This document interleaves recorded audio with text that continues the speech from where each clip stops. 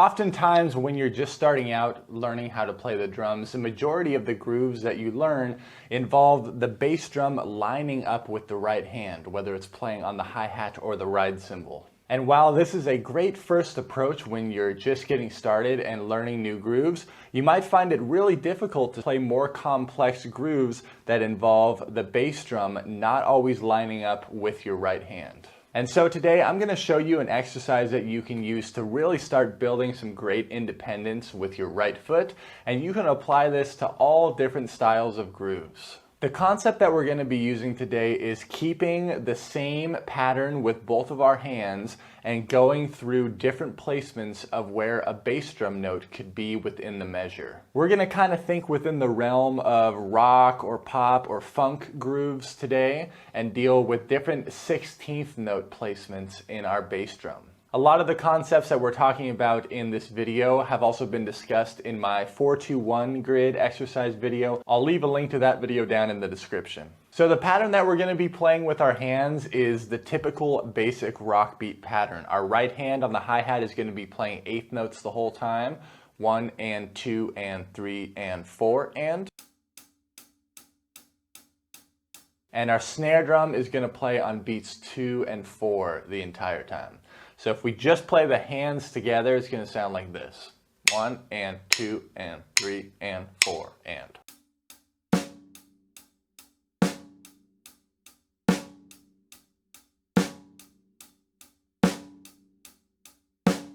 So for the bass drum, we're going to start by putting a bass drum note on all of the down beats. So beats 1, 2, 3, and 4. Let's hear how that would sound.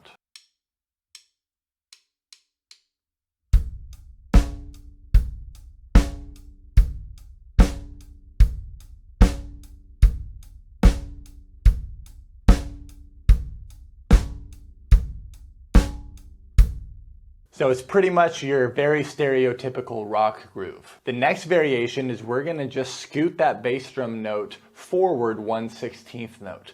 So if we're thinking 1 E and a, 2 E and a, 3 E and a, 4 E and a, the bass drum is going to land on every E. Along with the hands, it's going to sound like this.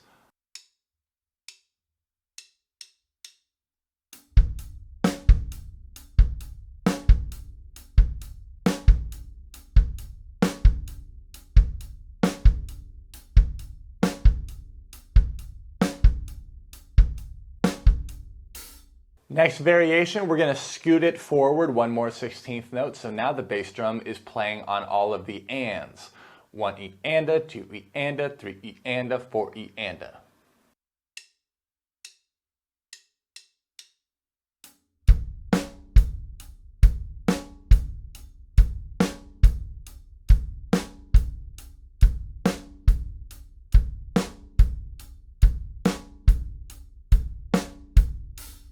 And the final variation, scoot that bass drum forward one more 16th note so it's landing on every 1 E and a, 2 E and a, 3 E and a, 4 E and a.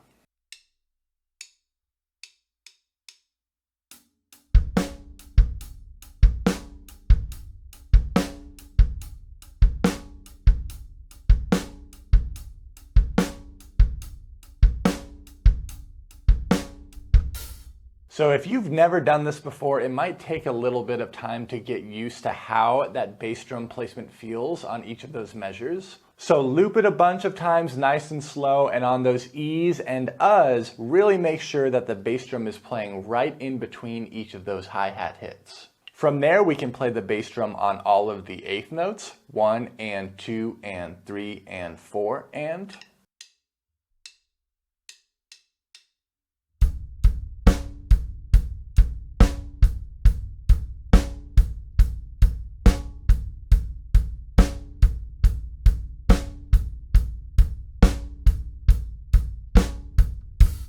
And then shift it to all the E's and the U's. 1 E and a, 2 E and a, 3 E and a, 4 E and a.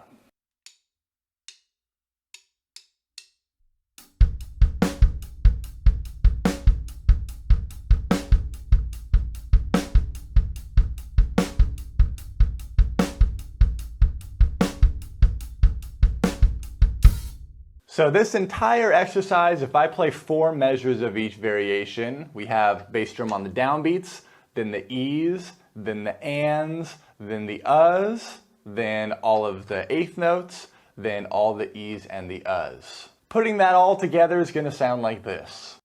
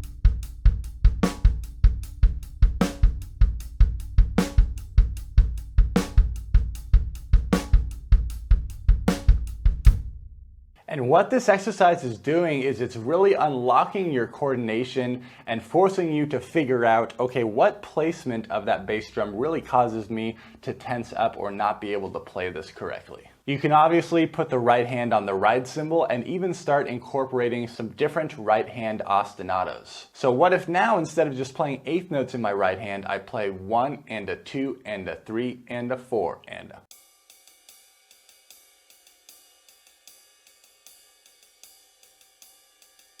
I'm also now only going to play 1 measure of each variation, and since I'm going to play this on the ride cymbal, I'll keep my left foot on the downbeats on the hi-hat. So this is just one of many examples of the different levels of difficulty you can add to this exercise and still work on that kick coordination.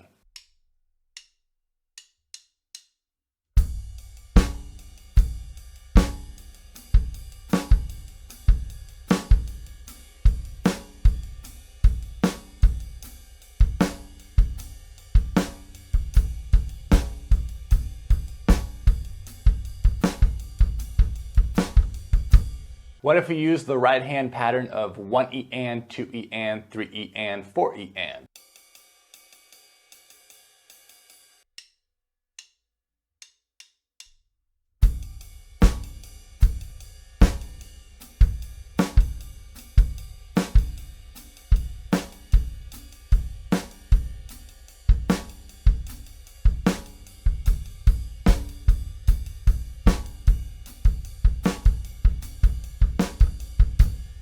And from there, you can start freely improvising your own bass drum pattern and kind of testing yourself to see where does the coordination get a little bit tricky and isolate which parts you need to work on.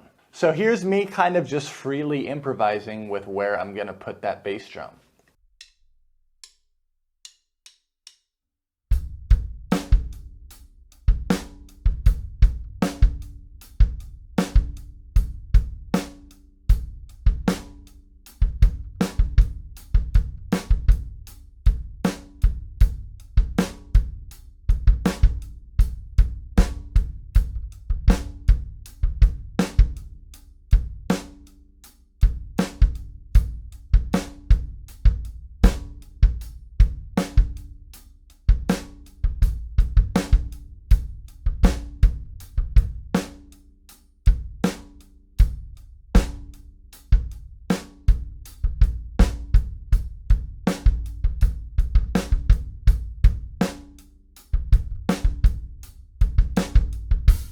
So give this exercise a shot and get to practicing. See where that right foot is going to trip you up and isolate those areas. If you found this lesson helpful, please make sure to like, comment, and subscribe. Thank you everyone so much for watching, and I'll see you in the next video.